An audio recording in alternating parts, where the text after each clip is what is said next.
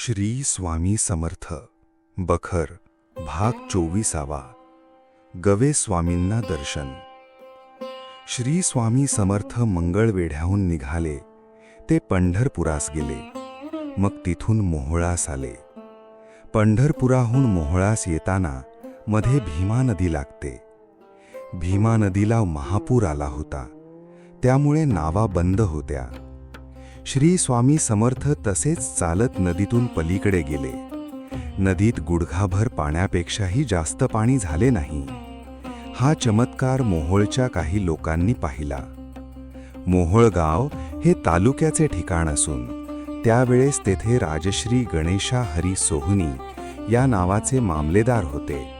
त्यांच्या घरी श्री वास करीत होते.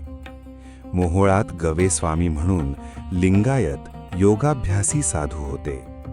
त्यांचे वय 125 वर्षांचे होते. गवे स्वामी एका खोलीत एकांतात योगधारणा करीत होते. त्यावेळी त्यांचे आसन जमिनीपासून 2 हात उंच असे. बऱ्याच काळचे योगी असून भूत भविष्याचे ज्ञान त्यांना होते. एके दिवशी श्री स्वामी समर्थांची आणि त्यांची गाठ पडली. एकांतात झालेल्या भाषणानंतर गवे स्वामींनी योगाभ्यास सोडून देऊन सहजावस्था धारण केली. श्री समर्थ त्यांच्या मठात कधी जात असत.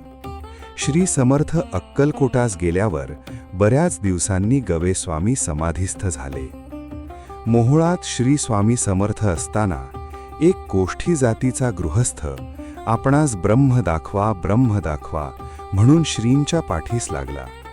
काही केल्याने तो आपला नाद सोडेना. एके दिवशी महाराज कोष्ठ्यास म्हणाले, तुला ब्रह्म दाखवतो.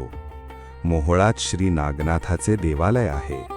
तेथे श्री आणि कोष्ठी गेले. ब्रह्म पहा असे श्रींनी म्हटल्यावर कोष्ठ्यास जिकडे तिकडे सर्प दिसू लागले. कोष्ठी घाबरून गेला आणि भीतीने तो भ्रमिष्ठ झाला. बरेच दिवस तो वेड्यासारखा फिरत असे. नंतर गवे स्वामींनी श्री स्वामी समर्थांची प्रार्थना करून कोष्ठ्यास पूर्वस्थितीवर आणले. श्री स्वामी समर्थ.